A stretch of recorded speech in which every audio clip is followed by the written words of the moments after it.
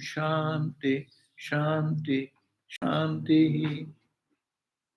Om, all those that are invisible are filled by Brahman. All those that are visible are also fully permeated by Brahman. The whole universe has come out of the whole Brahman. Brahman is still remains full, although the whole universe is out, come out of it. Om, peace, peace, peace. Now we are reading Shwetashwatara Upanishad, and we are on the chapter 6, and we read up to verse number 11 the other day. And we got to know that oneness is everywhere. And that idea was given in the previous verses, giving the example like as the whole universe is nothing but that Brahman, as given the example, the creation came out of him. But how it can come, that is very exceptional example. It is given the example is that of the spider. Spider brings out the entire net out of his own body. It does not need any other assistance or any other additional extra personality or anything to direct. Similarly, God, the Lord God, the Absolute, with the Maya, when He wished, but instantly the creation comes. Just Shanishwasita method. It's like we breathe out, breathe in, it's like spontaneous. So for God's creation of this huge universe, it does not take so much time as we take some time to do anything little by little, little by little, little by little. No? So, and also to understand the nimitta karan and upadana karan, the efficient cause and the material cause, both are same. For any material universe, to create a material objective, say this house, you need so many things. Matter, what is the main material thing? Wood, bricks, mortar, cement. You need so many glue, pin, nail. All these ingredients are necessary. That is separate from the person who is creating this building or is putting the structure. So two people, one is doing the thing, one's planner or doer, and another material object. The two things should be necessary for anything to be created in the world. But this world has been created by the Satchidananda Brahman with his manifested power, which is potential, came out, his own power. He didn't take any help of anything. Like the spider takes its own, what you call the thread comes out of his body and it creates a net. Similarly, God has created the center. That was the reading. And another, the last verse, which is 11, to read that. It says, Eko Deva, God is only one. That God, Lord is one. Sarva Bhuteshu Gudha, He is embedded in the heart of all or hidden in all beings. Sarva Vyapi, He permeates and pervades everything we see around. And Sarva Bhuta Antaratma is the Antaratma, the inner self of all created beings. Everyone is moving, standing, walking because of his power, his essence. So, in the inner self, that is the Jivatman, is that it is the all creatures, it is he. That means there is nothing but he, or what we call this whole universe. We are seeing the world as matter, but in the eye of a realized soul, it is all consciousness, it is all God Himself. In the same reality, like a Ramakrishna gave the wax museum, wax is a story of the wax.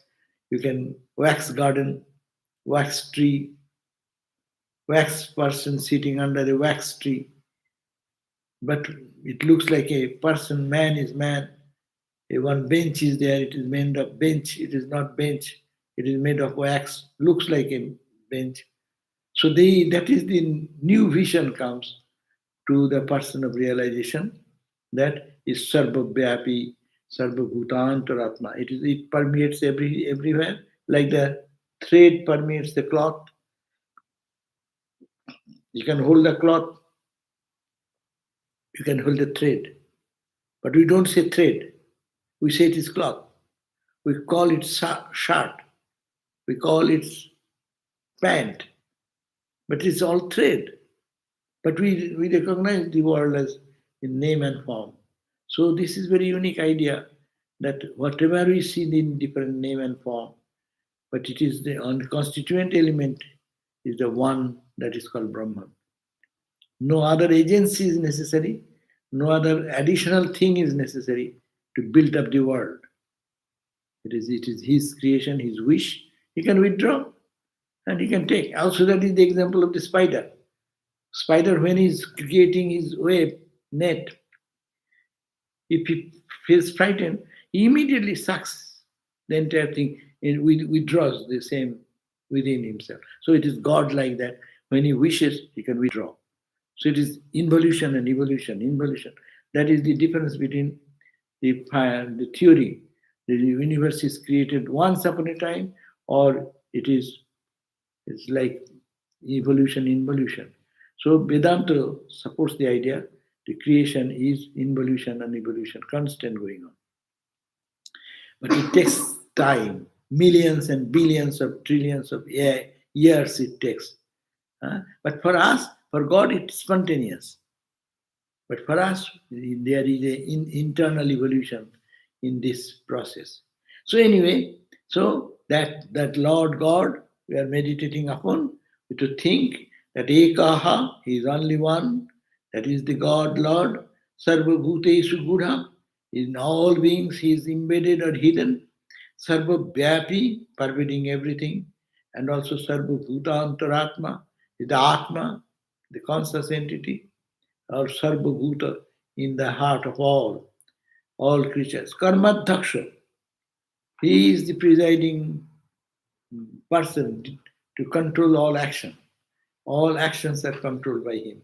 Karmadhaksha, he presides over all our action. Sarvabhutodivaso, he is the home, he is the substratum of all beings. On that, without that ground, without the ground of the ocean, no wave or ripple or wave can stand. No bubble or wave ripple stand. Similarly, he is the substratum and he has become the waves and ripples. And he is dancing in the surface of it. That's also, it is one. There is nothing but two. So that concept is to be meditated. Sarva Bhuta Adivasa. That means he is the home of all beings. He is the support of all beings. And Sakshi, Cheta, Kevalo, Nirgunascha. Sakshi is the eternal witness. In us, we are saying, I know, I saw, I heard. Who is that I? That I is that cosmic witness, consciousness. In me, it is individual witness, but individual witness is small ego. And cosmic ego is the big ego, signing behind that. So it is you can say, a part as you consider one individual case, but if you look at the background of all, is the eternal witness. That's why we say God watches everything. You cannot hide anything from God. If you can shut down your door and no one sees anything, but God sees that. Then if you think a thought most silently and never expressed to anybody, but God knows because He is the eternal witness. So that is our real I, witness. Chetaha, the pure consciousness. He is the witness. Witness is already the talk, Drik Drisha Viveka, witness, witness, witness. Drik Drisha. Drishyam, drik. Drishyam is the object which we see. And who is the seer? I, the seer. The eyes are the seer of the object. Eyes are the object to the mind, to the senses, to the mind, to the buddhi. Mind is the object, buddhi is the subject. Buddhi or intelligence is the object. I, my buddhi, I am the witness. And I is observed by cosmic eye. That is called the Satchidananda. So this is the Vedantic way of analysis, and this is the very beautiful. Only sadhana day and night people do disidentify with this troublesome body-mind identity. Therefore, Cheta, consciousness, Kevalaha is the only one, single. There's no Keval means only one. Only one means without any second, only one. Kevala. Nirgunaha is free from all the three gunas, means Sattva, Rajas, and Tamas, which constitute the whole universe. You, me, trees, plants, sun, moon, everywhere is the three gunas, play of the three gunas. That's why Bhagavad Gita says, Guna guneshu vartanta iti matva nasajjate. Gyanis, the people of wisdom, always look at the world differently. I am getting angry with you. Okay? I say that I am getting angry. I cannot get angry with anybody. My Raja quality is getting fighting with your Raja quality. Huh? That's it. There is the conflict. So it is happening in the guna level. The quality. Sattvika quality, Rajas quality, Tamas quality. We are all in the bondage of these three gunas. Play of the three gunas are constantly going on. In us, sometimes we are calm, Sattvika quality more. Rajas Tamas is there. Sometimes we are active very much. Sometimes we are tamas, dull, sleepy. So three gunas are playing in all of us. And all our conflict and confusion or love or hatred, whatever it goes, it is Sattva, Rajas, and Tamas. When Sattva comes, you can love, forgive, forget, and you feel in joy, blessedness, peace. That is Sattvika quality. Rajas quality, restlessness, and disturbance, and uncomfortable all the time, and working, or anger, frustration, all this rajas. And tamas is dullness, insolence, etc. So the three gunas. So whenever, this is another, Premashananda Swami is to emphasize this idea that when you get angry, tell, I am not angry. My guna, Raja guna is now acting. So your Raja guna, my Raja guna. So Raja guna is fighting with the, I am not. Keep yourself aloof. So this is one way of thinking, that it is not, I am not angry. My emotions are coming out of the rajas. The same emotion come with sattva, it will be little different. If it goes to tamas, it will be different. So it is all guna, guneshu vartanti. Guna and guna, they are fighting. And I unnecessarily, I fight with you. I am Atman, I cannot fight with you. You are Atman, I am Atman. There is nothing but one. But all this conflict, confusion, war, reaction, action, love, hatred, all goes in the three gunas level. So, thinking that iti matva, Bhagavad Gita suggestion, guna guneshu vartante. Our gunas are acting on the gunas. Iti matva, thinking such. Na? Iti guna guneshu vartante iti matva nasajjate. You don't get attached. Don't get identified with you, anything. When anger comes, you say, yes, my Raja Guna is fighting. I am not. Detach. We get I angry and I get so involved that I worsen my condition much more. But if you say it is not I am pure self, but this is the Guna, that is bad. Okay, I'm not the guna. Let guna play with the guna. What is my business? This is also one way to keep the mind in peace. Vedantic way of thinking. Another. And here it is said, Sakshi, I am that eternal witness. I am that consciousness behind everything. I am only one, Kevala, and I am Nirguna beyond all the gunas. Satya, Rajas, and Tamas. Gita says, Nistraigunna Bhavarjuna. Traigunna Vishaya Veda, Nistraigunna Bhavarjuna. Three gunas, huh? Trigunna Vishaya Veda.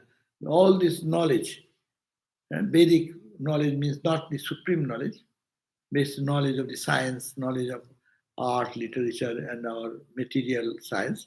They're all with the gunas they are created.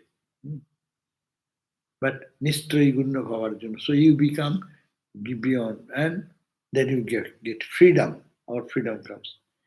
So that we read last time. Now today I am reading the verse number 12, which says, Eko Boshi, Eko Boshi, Niskriyanam, Bahunam Ekam, Bijang Bahudha, Jakaroti, Tamatmastam Ye, Tamas, Tam Atmastam Ye, Atmastanye Manupashyanti Dhiraha Manupashyanti Dhiraha Teshang Sukham Shashvatang Netaresham. Again. Eko Bushi Niskriyanang Bahunam Ekam Bijam Bahudha Karoti Tamatmastam Ye Manupashyanti Dhiraha Teshang Sukham Shashvatam Netaresham Janiskriyanam Bahunam Ekaha. Those wise men who ever feel in their own hearts the presence of Him who is the one ruler of the inactive many. Inactive many means the expression of includes both matter and individual soul. For the powers of action in both are entirely derived from God. So it says Ja as that person who Niskriyanam, inactive, Bahunam of the many, Ekaha, that one, Boshi is the controller. That means he with the one ruler or controller and rules the many inactive objects. Bahunam Eka Bushi. Your Ekam, who is that one, Bijam is the seed, and that makes manifold. Bahudha Karoti. Tam Atmastam, that reality, who can say that in my heart as their own self, Ye Dhiraha, wise people, Anupashyanti, perceive, Tesham Shashvatam Sukham. Their happiness is eternal. So, whose happiness is eternal? Who sees those wise men are eternal of eternal happiness, whoever feel in their own hearts the presence of Him, the Lord, who is the one ruler of the inactive many, and who makes the one seed manifold, to them belongs the eternal happiness, and to none else and none else. Huh? Did you get anything? Did you understand that? It says that those wise men, who are the wise men? Who feel in their heart, Dam Atmastam Yevanupashyanti, who feel in their hearts that reality, God, Lord, who is the one ruler of all inactive many. These are all inactive. It becomes activated by whom? Like the potatoes and rice and other things in the pan are inactive. It makes active. Who makes the activity? The heat behind. So the consciousness behind makes everything. That's why this whole world is inactive. So he feels him who is the one ruler, he rules the inactive part objects, makes it active. The presence of that reality, feeling the presence of that reality, that consciousness, which makes all inactive as active. Look at that, hand is inactive, eyes are inactive, ears, nose, throat, all the human bodies, every part is inactive. It can be replaced. No, that's why doctors are replacing nowadays. Huh? They one kidney throw away, another kidney adding. One heart is they're repairing with a valve, putting this and that. So it is all replaceable. They're inactive, but activated by something which is inside. What is that activating material? It should be naturally consciousness.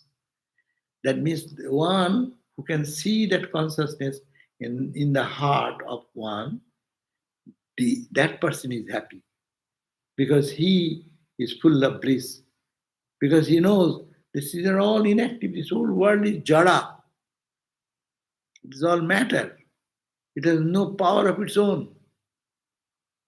It is because of the presence of that consciousness. If you take it in a dualistic language, Sankhya philosophy idea, that this whole world is jada. It appears to be conscious because of the consciousness, Purusha and Prakriti. Sankhya philosophy, Purusha and Prakriti. Purusha is the conscious entity, not man, but conscious entity, like a heat in the burner, in the oven. And material is pot, pan, and all the ingredients in it. They're jada, inactive. But he, that light, that consciousness, which makes this inactive as active, and that reality who makes everything active, who can feel that in my heart as I am that reality and I am one. One can feel that. That person is the happiest person in the world because he does not need anything outside. It is all within. You can feel the presence, feel the joy of it. So, this running translation, as I read, those wise men who ever feel in their own hearts what they feel in their hearts, the presence of Him who is the one ruler of the inactive many. And second point, who makes the one seed manifold. One seed manifold means from which everything comes out. It is the Prakriti. Ekang bijang bahudha karoti. The seed is only one. It's a Maya Shakti. And out of Maya Shakti, how many things have come out?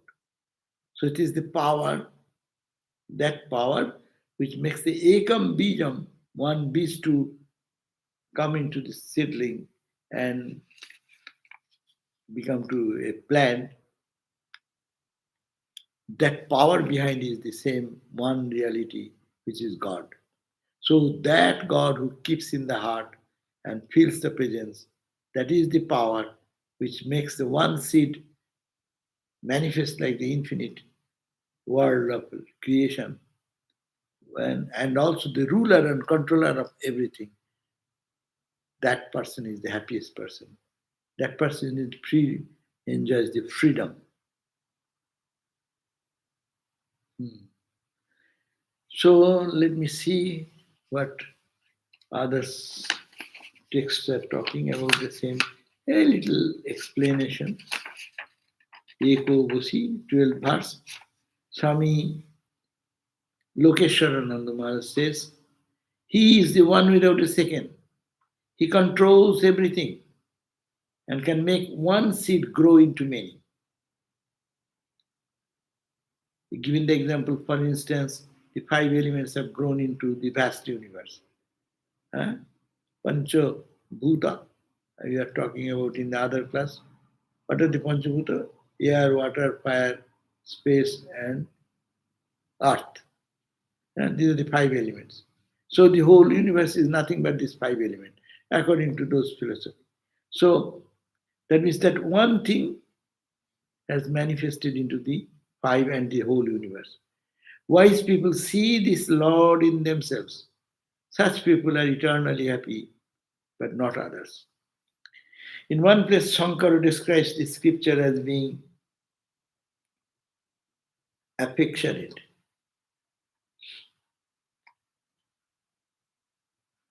Adaravati. Adaravati. Shankaracharya has in his commentary mentions this, describes the scripture as being Adaravati, means affectionate. The sages were very much concerned about us and they understood our problems. So they keep repeating the same thing over and over again.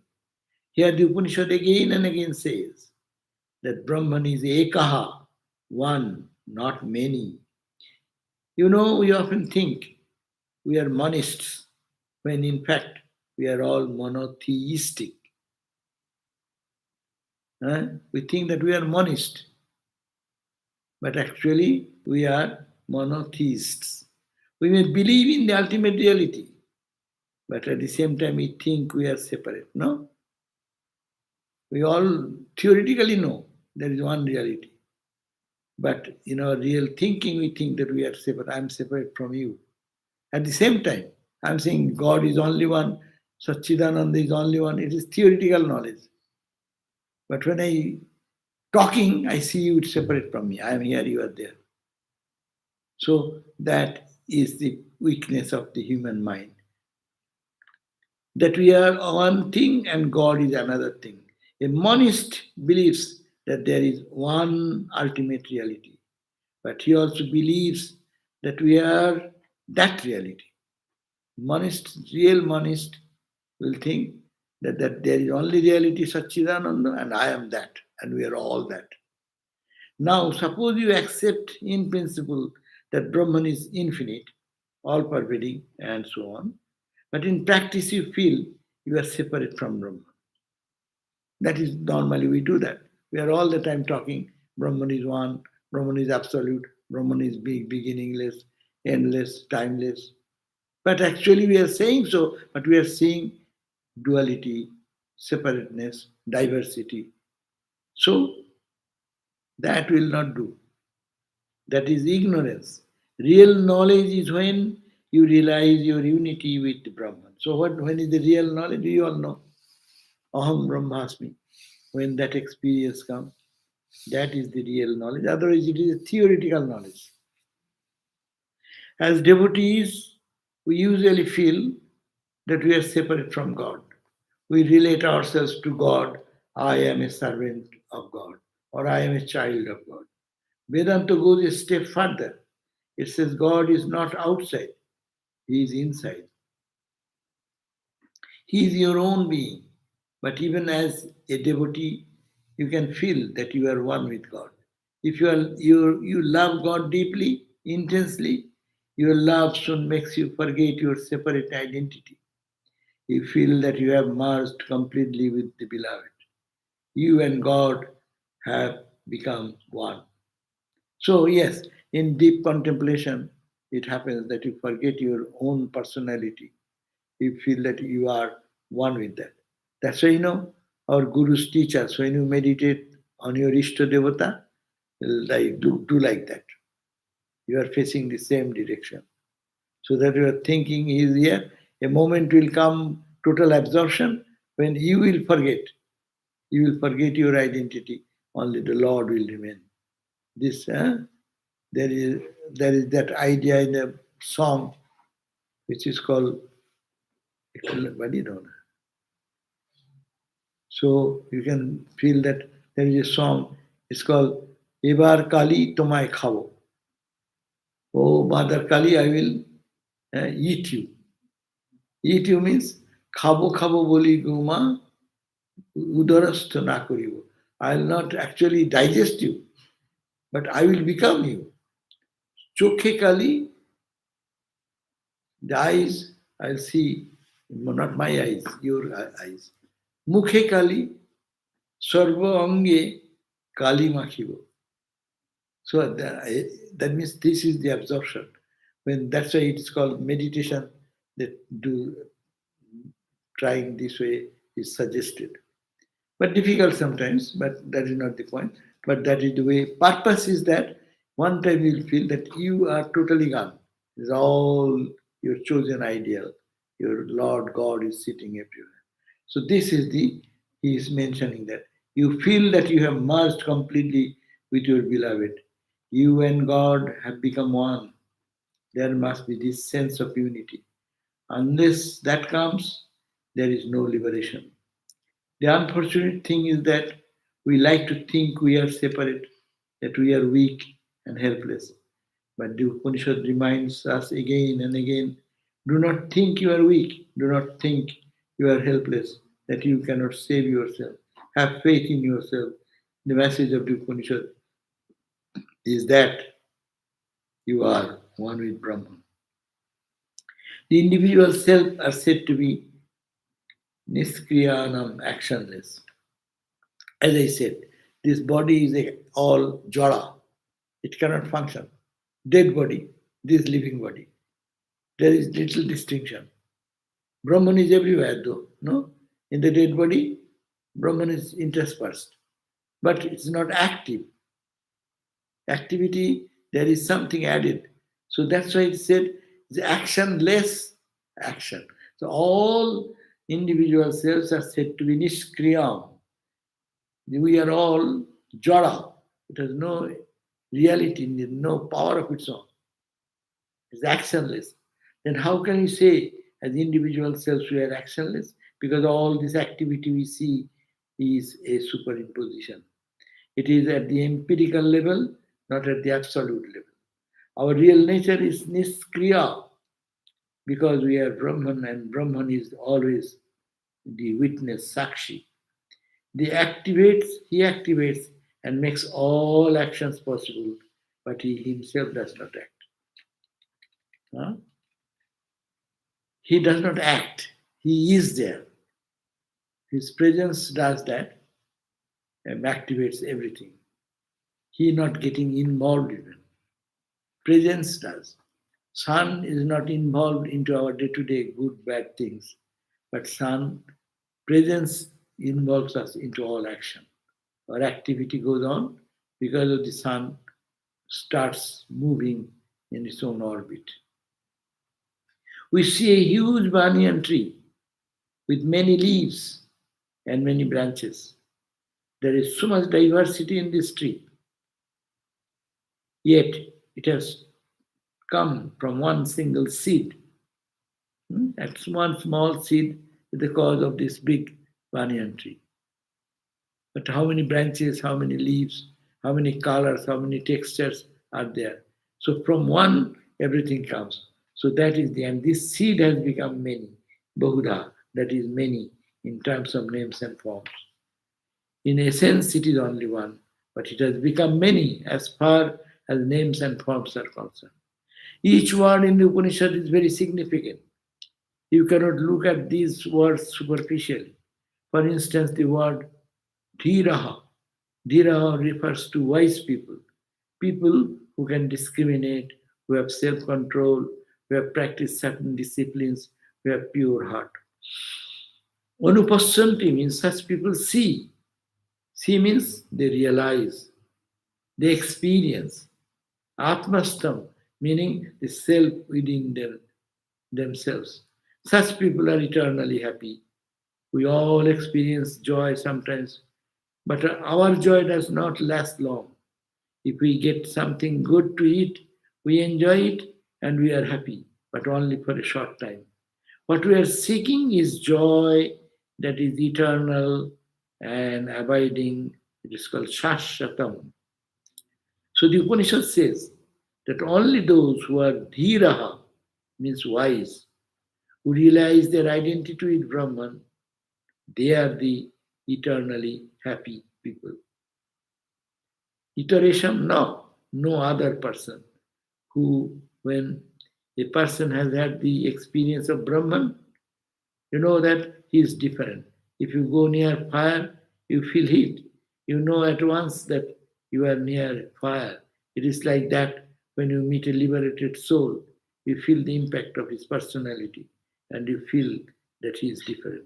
So you can understand easily if you go close to a Brahmagyani because their spiritual energy eh, permeates our heart also. So this verse is now, I think it is easy to understand that this reality, that one, it is one, everlasting happiness is for those who, and not for others, but who are wise and who realize as seated in their intellect him who is one and independent, who makes diverse the single seed of the many which are actionless. So many actionless seed, but he makes it manifest and he sustains it. It gives the activity in all inactive particles.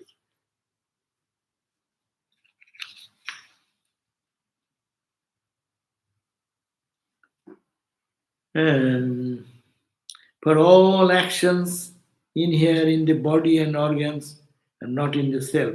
The self, on the other hand, which is actionless, attributeless, devoid of any of sattva and other qualities, and of unchanging, are superimposition on itself the qualities that do not belong to it, and thinks, I am the agent, the enjoyer, happy, sorrowful, lean, stout. These are all Shankara's commentary. He's saying the self is what? Is actionless. It has attribute, no attribute. It is devoid of sattva quality and other rajas tamas, and it is unchanging. Superimposes on itself. In his own self, he is superimposing the qualities which do not belong to it.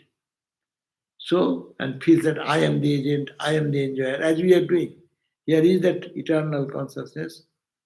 That is my real I, but I am saying I am weak, I am strong, I am happy, I am unhappy. All these I am imposing on it.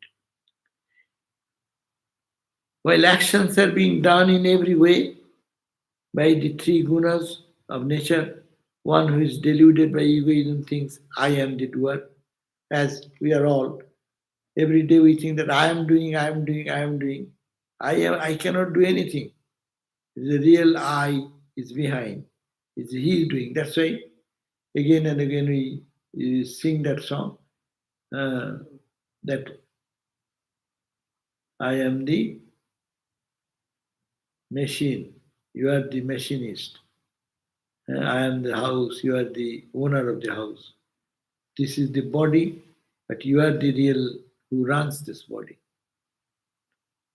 I am not the doer, you are the doer. But O mighty armed one, Bhagavad Gita, the one who is knower of the facts about the varieties of gunas and actions does not become attached. Thinking thus, the organs rest on objects of the organs. Those who are wholly deluded by the gunas of nature become attached to the activities of the gunas. Those as we are, we get attached to the activities of the gunas. The Jnani knows it is the gunas, the three gunas are functioning. I am the Satchidananda consciousness. I have nothing to do with the universe of creation. So, you have any question for this? No? None. Okay, then we can go to the next verse, 13. 13. Nityo, nityo nityanam. Nityo nityanam. Nityo nityanam. Chetanas chetananam. Chetanas chetananam. Echo bahunam eko bahunam yo vidadhati kaman yo vidadhati kaman tat karanam sankhyo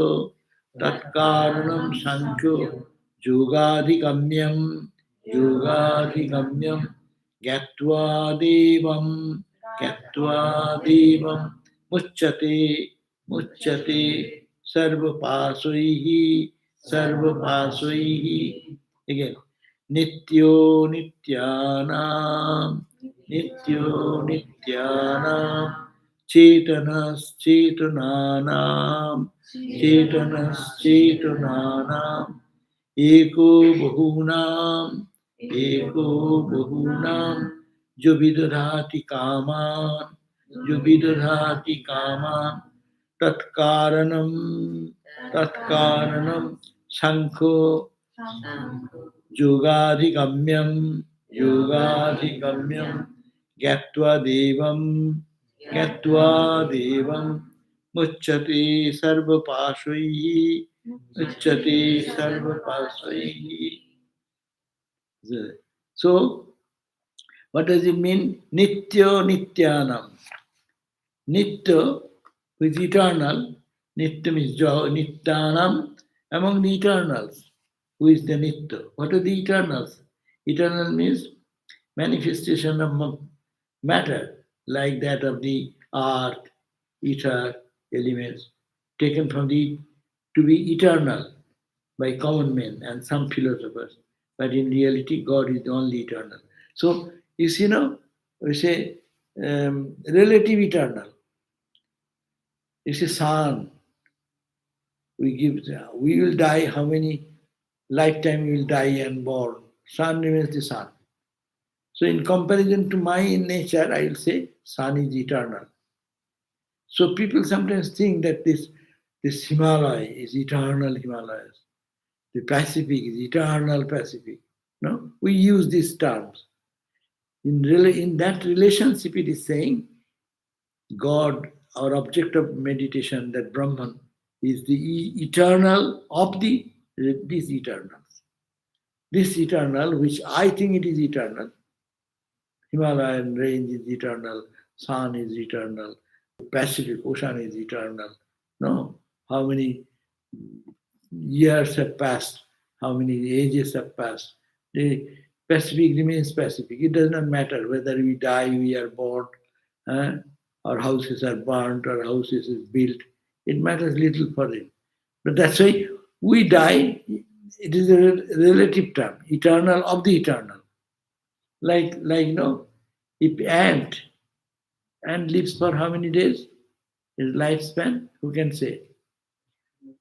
5 days, 7 days, 10 days, 1 month, how much? Google can tell you quickly. Just an idea, how many days? A mosquito, example. Mosquito lives for how many days? And they look at human being, they say, Baba, they are eternal. They don't die. My grandfather, his grandfather, grand. I see this man still alive, no? Huh? Mosquitoes, the male mosquitoes can live for about a week, and then the females 2 or 3 weeks. 2 or 3. Say, 2 or 3 weeks maximum. Yeah. But my point is 2, 3 weeks, and they see a human being. Eh? Yeah. I saw this guy. My God, I saw. My father saw. My grandfather, great grandfather, great great grandfather, great. Oh my God, they're eternal. In that sense, eternal. But absolute eternal is Brahman. So that's why I say, don't make mistake. Relatively, you may think it is eternal, but it is the eternal of the eternal. Nitya, Nityanam. Nitya means eternal. Nityanam Bahu. Many eternal objects may be there. And the ranges of Himalayas, ranges of any huge wave of ocean, etc., and mountains, and so vast is the description in the world, no? Stars and galaxies. So their lifespan. So it is eternal. But no, no, no, don't mistake that. That is not the eternal. It is the eternal of the eternal. That's why it says Nitya Nityanam Chetanas Chetananam. Chetana means, yeah, our Chetana means we are intelligent people, we understand things, we are conscious entity. But no, no, no, don't mistake this consciousness. It's the consciousness of the consciousness. It's a very complicated subject.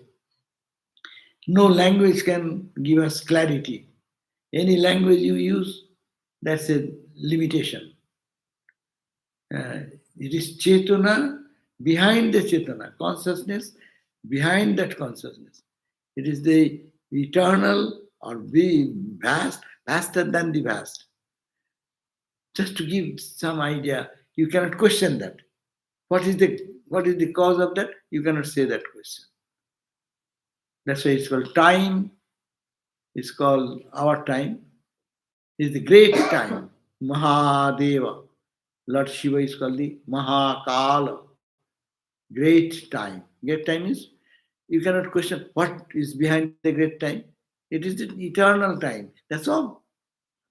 To give a hint of the truth is saying the Nityanam among the eternals is the eternal.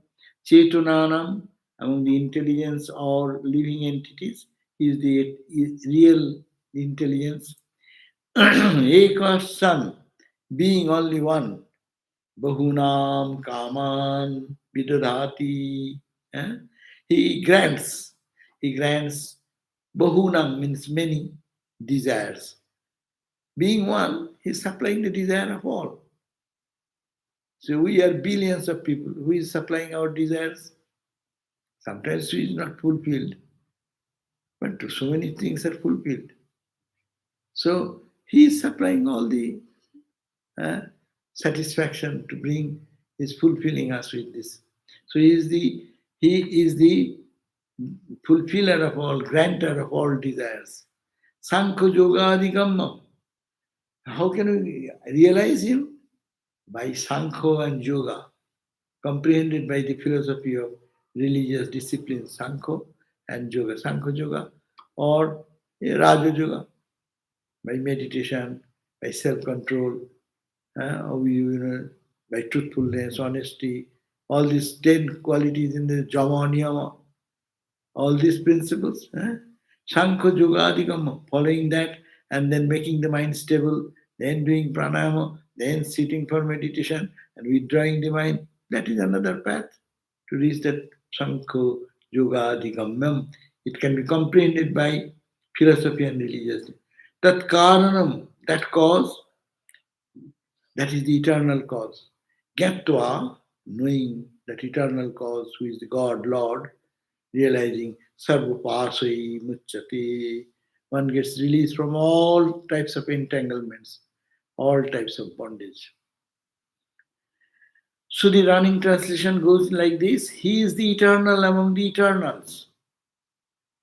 Footnote of eternals are manifestation of matter like ether and earth, air, etc., which are taken to be eternal by common men, ordinary people, and some philosophers also take that these are eternal. Prakriti, Sankhya philosophy says, as Purusha is eternal, Prakriti is also eternal. Purusha Prakriti, when combined together, we are deluded. If you can separate out, then it's called the Sankhya knowledge. Knowledge means that is the dawn of knowledge. Now, though one, he, the Lord, grants the desires of the many, grants the desire of the many. He is the intelligent among all intelligent. He is the intelligent among all intelligent. There is a footnote.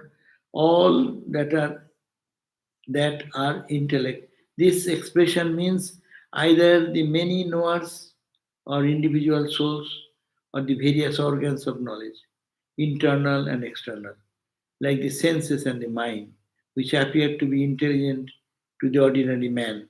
In either case, God is the intelligent entity in their midst in the unique sense, because individual knowers are only his expressions, and the organs of knowledge only reflect the intelligence of him who is the eternal witness. Anyhow, we have discussed that point. He is the intelligent among all that are intelligent. Intelligence means wherever there is a sign of, see, the intelligence is everywhere. If you look at it very carefully, the trees have intelligence. If it finds some obstacle, it tries to bend like that. Even a creeper, very unassuming creeper, it turns that way to go towards light. So it shows that it is intelligence. So that intelligence is not God, but intelligence, what is the intelligence behind that understanding? This is the intelligence of intelligence. So that is called Atman. Though he is one, that he grants the desire of many. On one is released from all fetters of bondage, realizing him, capital, the cause of all. He is the cause of all cause, he is the goal of all realization, who is comprehensible through the philosophy and religious disciplines, Sankhya and Yoga. Religious discipline is yoga, and Sankhya is the philosophy.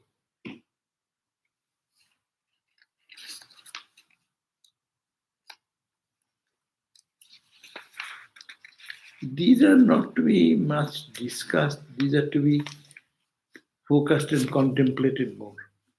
Like taking Eka. Next verse is very powerful. Swamiji used to quote this verse again and again. This verse says now, Nitya Nityanam. The beautiful note and tune is there. So if you say and think, all the Nitya, all that he appears to be eternal, he is the background of all of them, absolutely one. All consciousness as you see moving in the world, he is the consciousness behind all consciousness. Just to think, days, hours and hours. Eko bahunang vidadati kaman.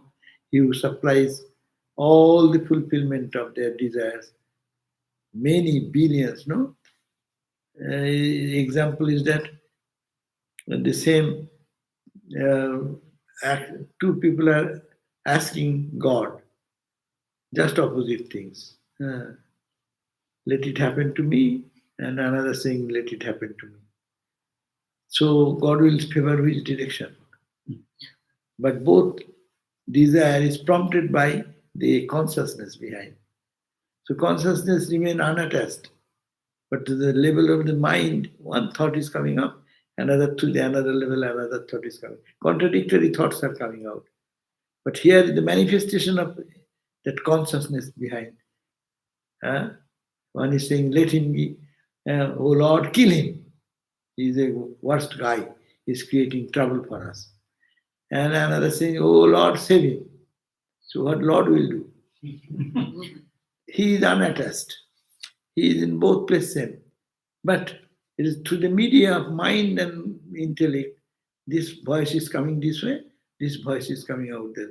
It is supply energy is same, heater, cooler, just opposite reaction. Don't blame God that's why. Don't blame the self. It is always unattached. How it acts to the mind and intellect and your ego and emotions and with another's, that is the difference. So truth is behind, which is unchanging.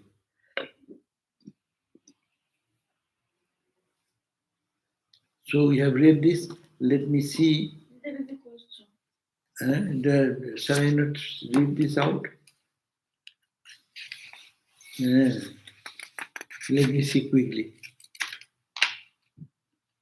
The Lord gives eternity to eternals. The Lord gives eternity to the eternals.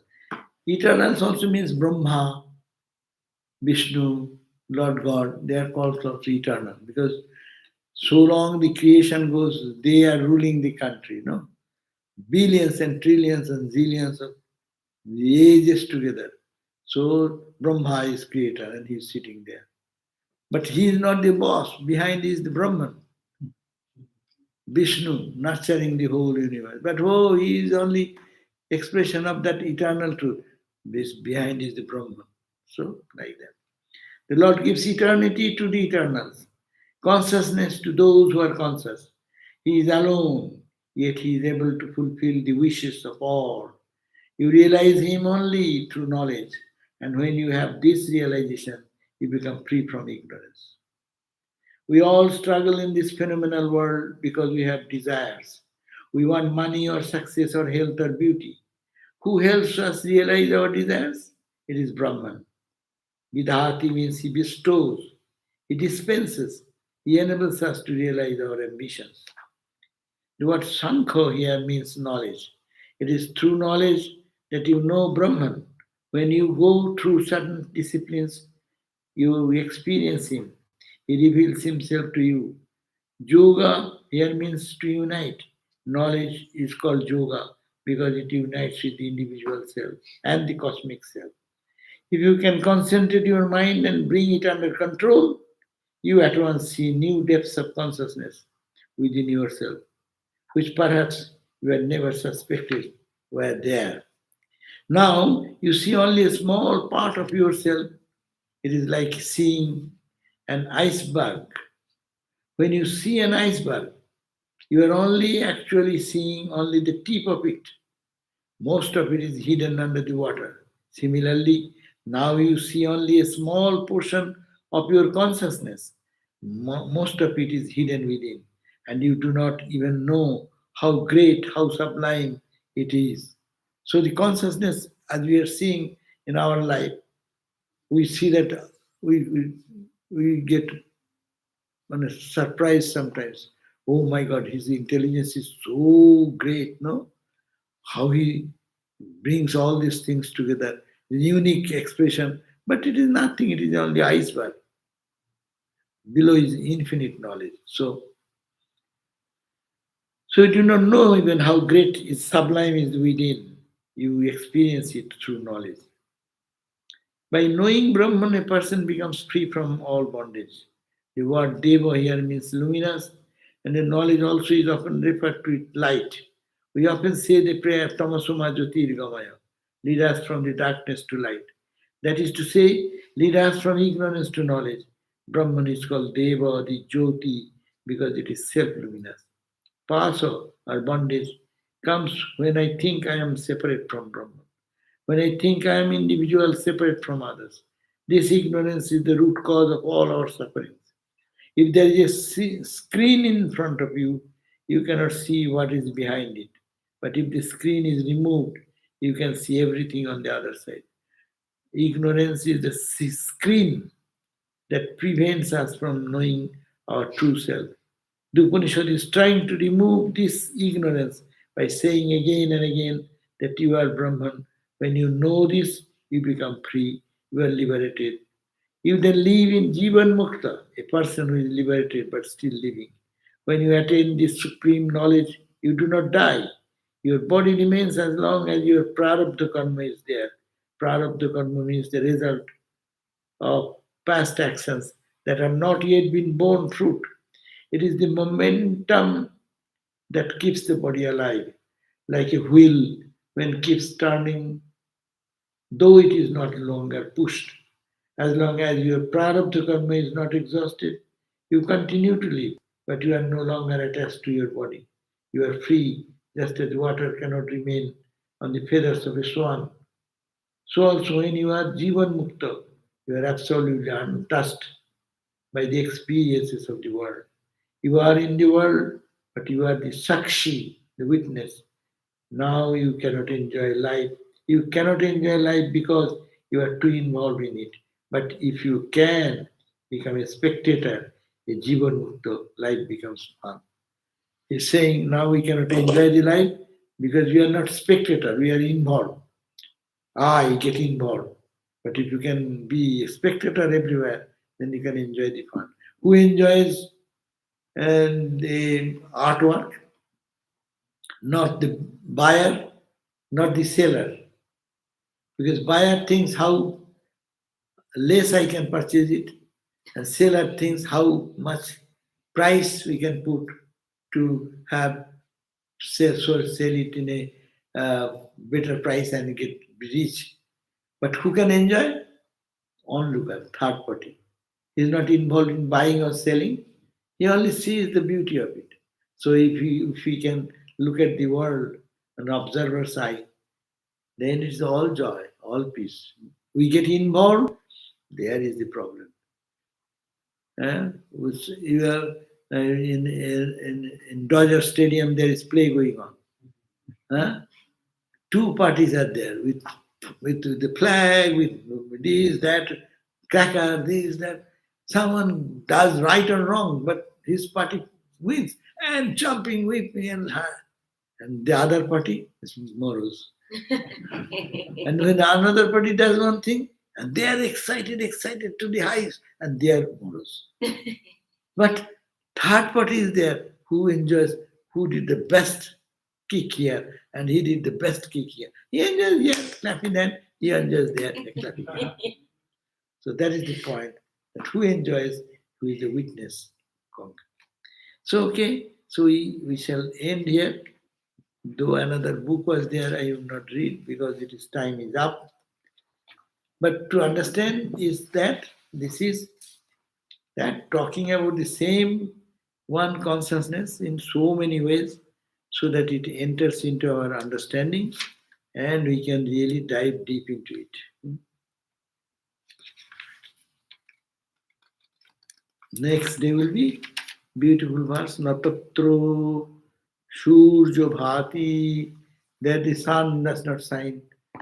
That's very favorite of Swami Vivekananda.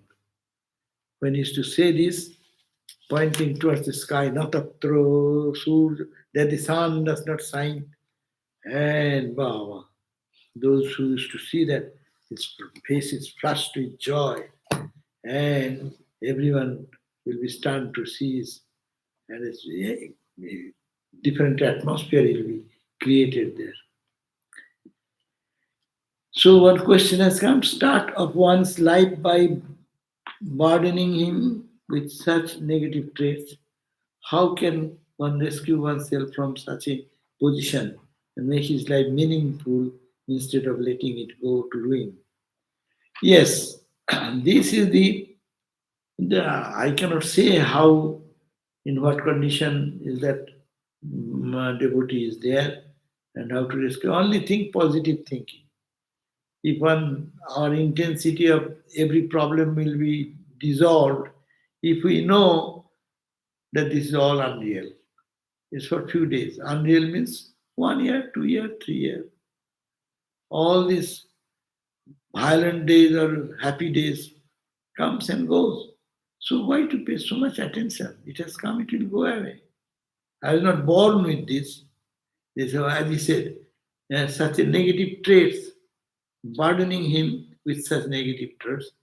Yes, that is burdening me. I'm feeling sorrow. I'm feeling something. That's okay. That part is to be accepted.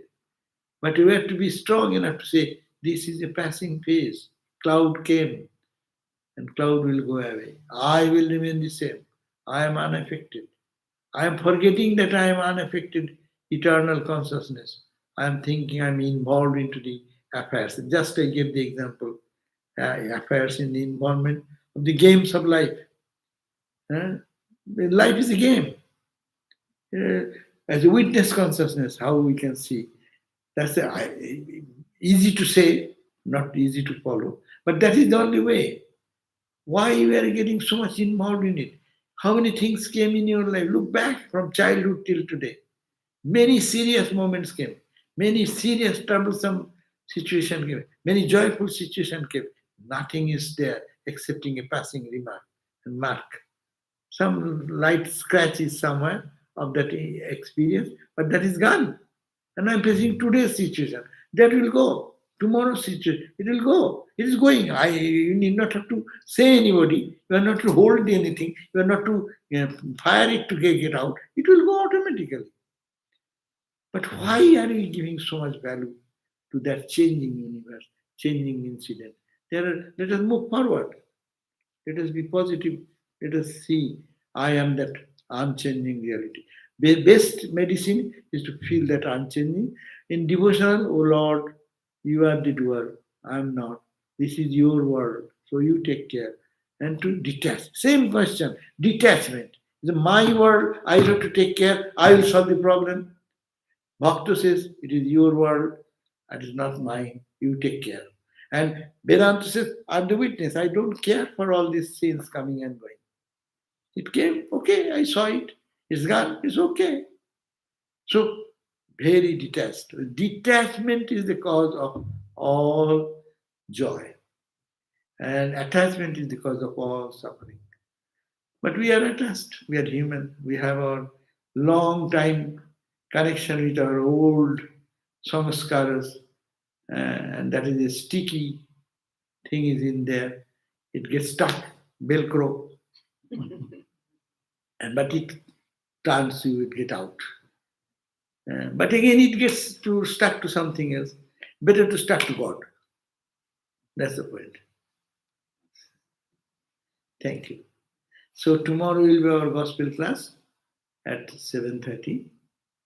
Please join us.